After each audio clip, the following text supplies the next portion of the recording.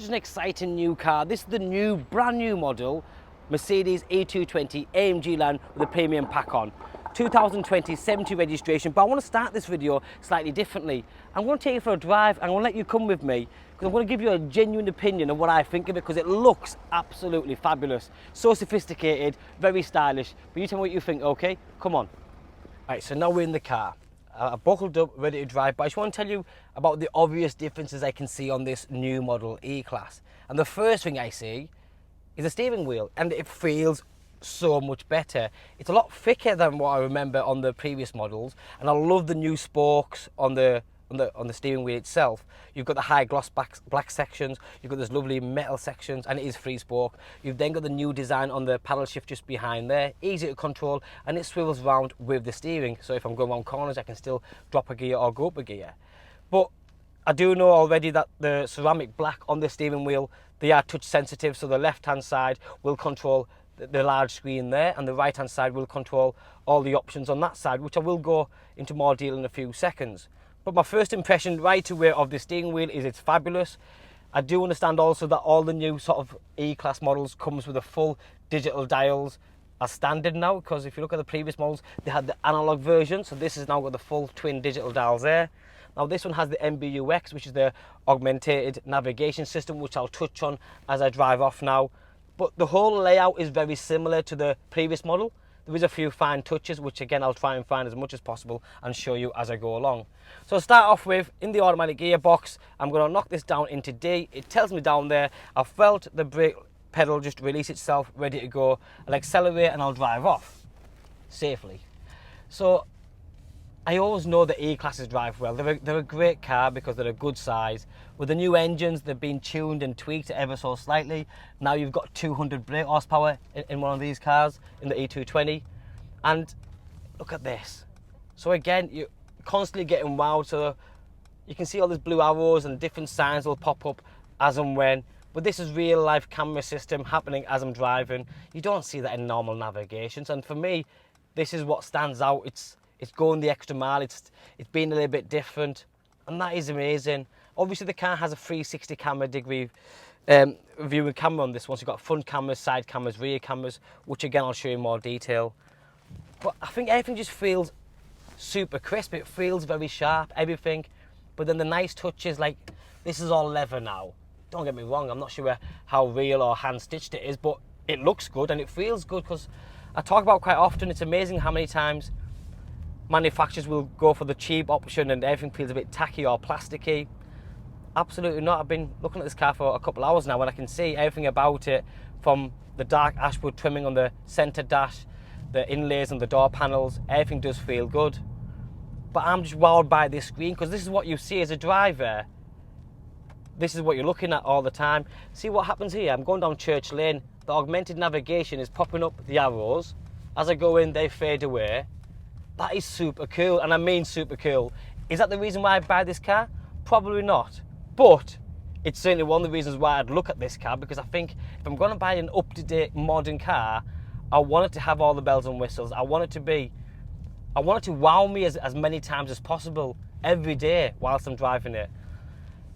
The Mercedes for a long time now have had that flamboyant, very bright ambient lighting, which is under the centre dash, all the way down the middle dash here, in the door cards in the back, door cards in the front, and especially at night when the sun's gone down, it's like driving a vehicle in the movie Tron. It's amazing. So that's picked up again all the local streets I'm going to go past now, and it's very fancy. I can't get my head around that. I do think it's just literally it's next level. It is. So I mean, put aside all the gadget and gizmos, because it has lots. The normal things, your sort of air conditioning, electric windows, mirrors, your heated seats, which is the door panel, you've got that. You have got electric seats. Now the electric adjustment for the back and lowering the seat, etc., to go forwards and backwards is manual adjustment, which is just down there. Dead easy to use, and sometimes it's quicker. I'm not just saying that because the car hasn't got it, but there'll be a reason why Merc's taking that option off. Going back to the actual car, the E-Class, because they're not a short wheel-based vehicle, as we all know, they've got quite a long wheelbase on them, and I find that any car, especially something like the S-Class and the BMW 7 Series. I mean, they float. They literally, you can't feel any bumps on the road, and they just drive absolutely superb. And I don't think this is anything different to that. It drives unbelievable. You can't feel anything. I mean, don't get me wrong. If the ditches are that bad, you're gonna feel something. But if you're after a very comfortable ride, effortless, seamless, this is this. Even to the gear change, that just changed gear then, and you won't be able to tell from the video, but I'm driving it. Anyone that knows Mercedes or has looked at one or thought about one will know that they do have one of the better interiors. It's very easy on the eye. They're super cool, if that makes sense. And it fits any age. You could be a 24-year-old or you could be a 54-year-old. You can never be too old or too young for a car like this, I believe. I think it looks right. But I'm going to show you some more features on the car itself, okay? And then see what you think, because there is a few more things they've changed on the exterior of this car, like the lights front and back. See what you think, and we'll go from there. What a stunning, sophisticated, stylish looking car it is. It's amazing.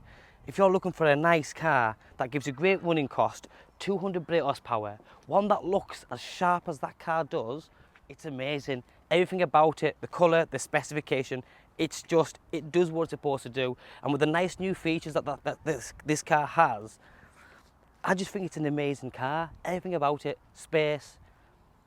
Start with the spec, it's an AMG line, so like every AMG line, you've got the AMG bumpers, which is more flared and more aggressive, but there's a couple of things that have changed on this new model. They've put the new inserts in the corner of the bumpers. The headlights have completely changed, they're full shaping. Multi-beam headlights with a glass LED daytime running lights. You've then got the full LED headlights in there as well. This one's got the 360 camera view system, which is the front cameras, the side cameras and the rear cameras. The new diamond grille has also changed ever so slightly, just a bit more close together now, so it looks nice and sharp and neat. Front and rear parking sensors, I think that's a given on every car. And then you've got this, the new LED individual lighting system with the full LED rear indicators and brake lighting system, but it's the shaping of the lights. It just looks super stylish, and I do mean it, it looks amazing.